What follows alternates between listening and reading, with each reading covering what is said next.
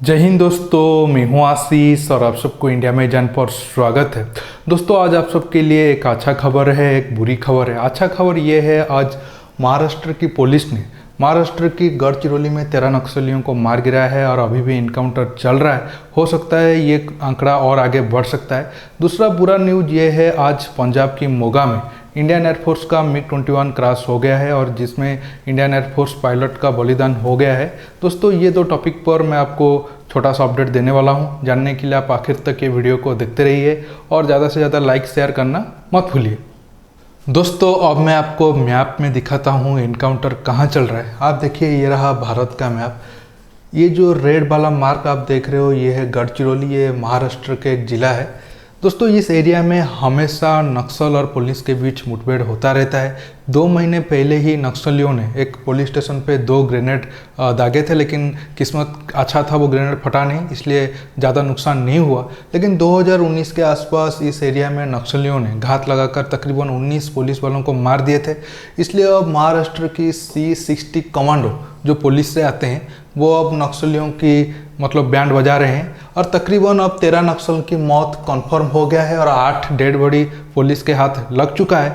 लेकिन दोस्तों अब ये इनकाउंटर कंटिन्यू है, इसलिए हम कह सकते हैं ये नक्सलियों की जो नुकसान के आंकड़ा है वो और ज़्यादा बढ़ सकता है। आप ये दोस्तों ये सेकंड वाले मैप में आइए। ये इस मैप में आप देख सकते हो कहाँ कहाँ किस किस एरिया में नक्सल ज़्यादा प्रभावित करते हैं। ये जो रेड वाला एरिया है वो रेड कॉरिडोर हम कहते हैं और इस एरिया में नक्सलियों का प्रभाव बहुत ज़्यादा है। आप देखिए, ये जो एरिया है ये महाराष्ट्र का गढ़चिरौली है और ये बिल्कुल छत्तीसगढ़ से और आंध्रा से लगा हुआ है और उसका साइड वाला एरिया भी आप देख सकते हो नक्सल अफेक्टेड है। दोस्तों आप सब जानते हैं, पिछले महीने अप्रैल महीने में ही छत्तीसगढ़ में नक्सलियों ने हमारे CRPF जवानों के ऊपर अटैक किए थे और तकरीबन उस अटैक में हमारे 23 CRPF जवान शहीद हो गए थे। इस ऐसे में अगर 1 महीने के बाद या 1.5 महीने के बाद महाराष्ट्र के कमांडोज नक्सलियों को चुन चुन कर जंगल में मार रहे हैं, हम ये कह सकते हैं ये नक्सलियों के ऊपर लिया गया सबसे बड़ा बदला है। इसके साथ दोस्तों आखिर में ये कहूँगा, नक्सलियों तो जंगल में जाके लड़ रहे हैं वो तो ठीक है, लेकिन दोस्तों इनको ज़्यादा सपोर्ट शहरी माओवाद जो होते हैं, शहरी माओवादी अर्बन नक्सल, उनसे आता है, क्योंकि वो लोग नक्सलियों को फाइनेंशियल सपोर्ट करने के साथ साथ पॉलिटिकल सपोर्ट और कानूनी सपोर्ट भी करते हैं। ऐसे में सरकार को सोचना चाहिए नक्सलियों को वो सब सपोर्ट ना मिले, जो अर्बन सिटी से जो अर्बन नक्सल उन्हें सपोर्ट कर रहे हैं वो ना मिले। ऐसे में अगर कोई भी पेड़ का रूट कट जाएगा तो पेड़ ज़्यादा दिन तक नहीं बच पाएगा। दोस्तों अब मैं MiG-21 के ऊपर आता हूँ।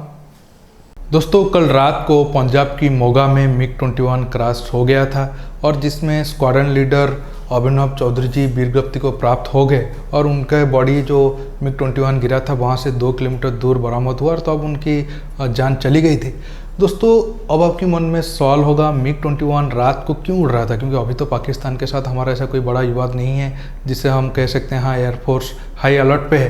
दोस्तों actually air force night propose training कर रहा था। अगर कभी जंग जैसी हालात होता है या फिर कभी ज़रूरत होती है रात के वक्त फाइटर जेट को उड़ाने पड़े, इसलिए पहले से पायलट ट्रेनिंग में रहे तो अच्छा है। इस ट्रेनिंग के तहत MiG-21 को सूरतगढ़ राजस्थान से पंजाब की जागराओं जो लुधियाना में है वहाँ तक आना था और MiG-21 राजस्थान से पंजाब आ भी गया था, लेकिन वापस लौटते वक्त मोगा में प्लेन क्रैश हो गया जिसमें हम एक बहादुर पायलट को खो दिए। बताया जाता है कि ज़्यादा बारिश के कारण ये दुर्घटना हुआ है। आप देख सकते हो MiG-21 इस दुर्घटना में कितना बर्बाद हो चुका है। दोस्तों MiG-21 के कारण अब तक 1970 के बाद से हम इंडियन एयरफोर्स के 170 के ऊपर पायलटों को खोए हैं और 40 के करीब सिविलियन लोगों की मौत हो गई है।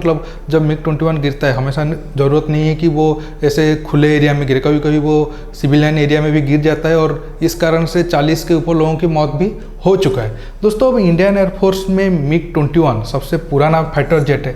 हालांकि 1964-65 में MiG-21 पहले इंडियन एयरफोर्स में शामिल हुआ था, लेकिन अब जो MiG-21 एक्टिव है वो उतना पुराना तो नहीं है, लेकिन 30-40 साल पुराना है। ऐसे में सवाल उठता है, अब भी इंडियन एयरफोर्स में 100 के करीब MiG-21 एक्टिव है और हमें 4-5 साल और हम इसे इस्तेमाल करेंगे। इसमें ऐसे में सवाल उठता है, जब हमारे पॉलिटिशियन हो, उन्हें कभी भी बड़े बड़े बंगले की ज़रूरत होता है या फिर गाड़ी की ज़रूरत होता है, कभी आपने सुना है वो फंड के कमी के कारण वो रुक गया हो? मैं ये हर पॉलिटिकल पार्टी की बात कर रहा हूँ, मैं किसी एक पॉलिटिकल पार्टी को टारगेट नहीं कर रहा हूँ। लेकिन मेरा सवाल है, जब हमारे आर्मी हो या फिर एयरफोर्स, उन्हें कभी मतलब अच्छे हथियार की ज़रूरत होता है या फिर मॉडर्नाइजेशन करने की ज़रूरत होता है, हमेशा क्यों कहा जाता है फंड की प्रॉब्लम है? क्या ऐसा करना ये देश हित के खिलाफ नहीं है? दोस्तों, आप इस टॉपिक पर क्या सोचते हो नीचे कमेंट करके बताइए। दोस्तों, रहता हूँ बहुत जल्द एक न्यू टॉपिक के साथ मिलूंगा। नमस्कार, जय हिंद।